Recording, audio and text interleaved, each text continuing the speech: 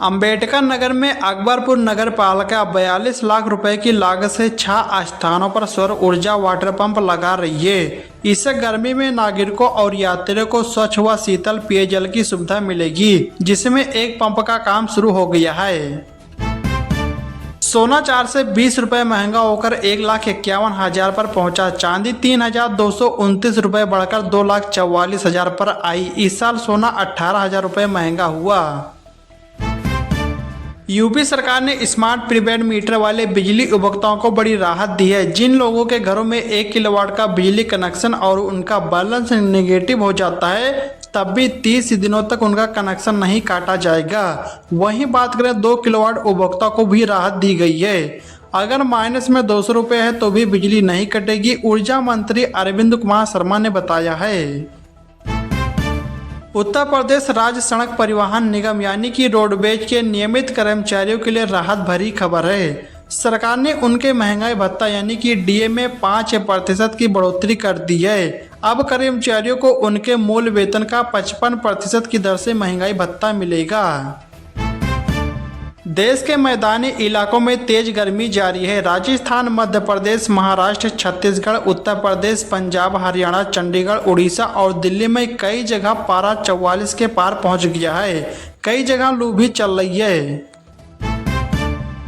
केंद्र सरकार ने महंगाई भत्ता 2% बढ़ाकर 60% किया। 50 लाख केंद्रीय कर्मचारियों और 69 लाख पेंशनर्स को फायदा होगा। चलिए दोस्तों, अगली खबर बताने से पहले इस वीडियो को भी लाइक करें, शेयर करें और चैनल को सब्सक्राइब करके बेल आइकन प्रेस कर लीजिए। नेपाल सरकार ने भारतीय नंबर प्लेट वाले वाहनों के लिए नया सख्त नियम लागू किया है। अब नेपाल में प्रवेश से पहले भंसार अनुमति और दैनिक शुल्क अनिवार्य है। 2 पहिया के लिए 100 रुपया, 3 पहिया के लिए 400 रुपया और 4 पहिया के लिए 600 रुपया पर दिन शुल्क रखा गया है। ओप्पो का F33 सीरीज भारत में लॉन्च। कीमत है 31,999 रुपये से शुरू। 50 मेगापिक्सल का सेल्फी कैमरा और 7,000 mAh की बैटरी मिलेगी। 85 डिग्री गर्म पानी में भी खराब नहीं होगा फ़ोन।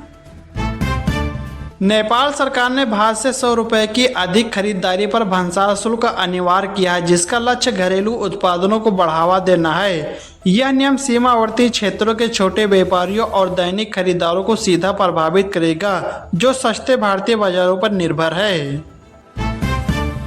प्रदेश सरकार ने परिवहन निगम के कर्मचारियों के लिए बड़ी राहत का फैसला लिया है।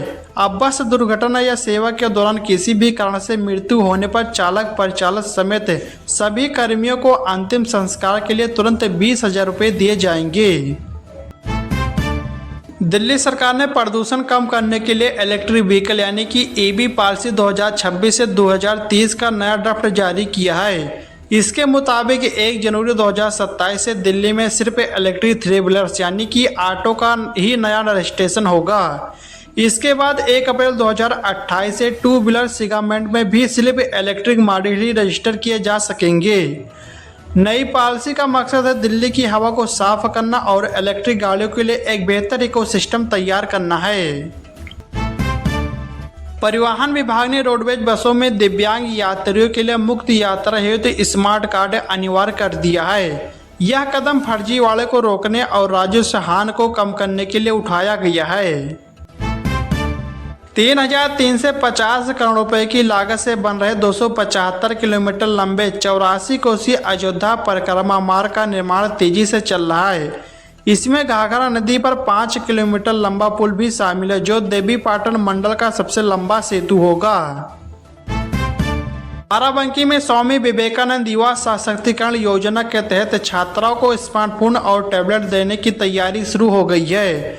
डिग्री कॉलेजों के अंतिम वर्ष में विद्यार्थियों को स्मार्टफोन, जबकि इंजीनियरिंग व तकनीकी संस्थानों के छात्रों को टैबलेट मिलेंगे। गोरखपुर बस स्टेशन का 100 करोड़ रुपए की लागत से PPP मॉडल पर कार्यकलाप होगा। यह आलमबाग लखनऊ की तर्ज पर आधुनिक टर्मिनल बनेगा, जिसमें शॉपिंग कॉम्प्लेक्स, फूड प्लाजा और ठहरने की सुविधा होगी। उत्तर प्रदेश में महिला सुरक्षा और सशक्तिकरण के लिए सेफ मोबिलिटी प्रोग्राम के तहत महिला ई रिक्शा पायलट तैयार किए जा रहे हैं। अयोध्या, गोरखपुर, वाराणसी, कौशाम्बी और झांसी में 1,000 ई रिक्शा महिलाओं को दिए गए, जिसमें उनका आर्थिक सशक्तिकरण होगा। उत्तर प्रदेश के किसानों को अब सिर्फ किसान आईडी से ही खाद दी जाएगी। यह व्यवस्था 1 जून से लागू करने की तैयारी है। इतना ही नहीं, विभिन्न अनुदान व योजनाओं को लाभ भी किसान आईडी से ही दिया जाएगा। योगी कैबिनेट ने मुख्यमंत्री ग्राम परिवहन योजना को मंजूरी दी है, जिसके तहत यूपी के 12,200 गांवों तक 28 सीटें बसें पहुंचेंगी। यह बसें टैक्स फ्री होंगी और इनका किराया डीएम कमेटी तय करेगी। पुरानी गाड़ी को एक राज्य से दूसरे राज्य में ट्रांसफर करना आसान होने वाला है। केंद्र सरकार दूसरे राज्य में गाड़ी ट्रांसफर करने के लिए लगने वाला नो ऑब्जेक्शन सर्टिफिकेट यानी कि NOC की अनिवार्यता खत्म कर सकती है। यूपी में खाने के तेल में बड़े पैमाने पर मिलावट हो रही है। सरसों के तेल में घटिया तेल मिलाया जा रहा है। रंग और झाग के लिए केमिकल मिलाकर बनाया और बेचा जा रहा है। इसका खुलासा खाद्य सुरक्षा एवं औषधि विभाग की कार्रवाई में हुआ है। FDA की जांच के दौरान कुछ चौंकाने वाले खुलासे हुए।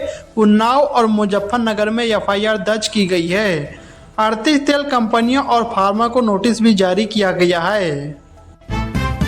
उत्तर प्रदेश में योगी सरकार प्राइवेट विश्वविद्यालय खोलने के लिए भूमि लेने पर स्टाम्प शुल्क 100% की छूट देने का फैसला किया है। यह छूट भूमि की कीमत के आधार पर अलग अलग होगी। उत्तर प्रदेश में वाहन प्रदूषण जांच के नियमों में बड़ा बदलाव किया गया। अब PUC के लिए OTP केवल वाहन के पंजीकृत मोबाइल नंबर पर ही आएगा। इससे धोखाधड़ी रुकेगी और वाहन मालिकों को चालान व परिवहन संबंधी जानकारी समय पर मिलेगी।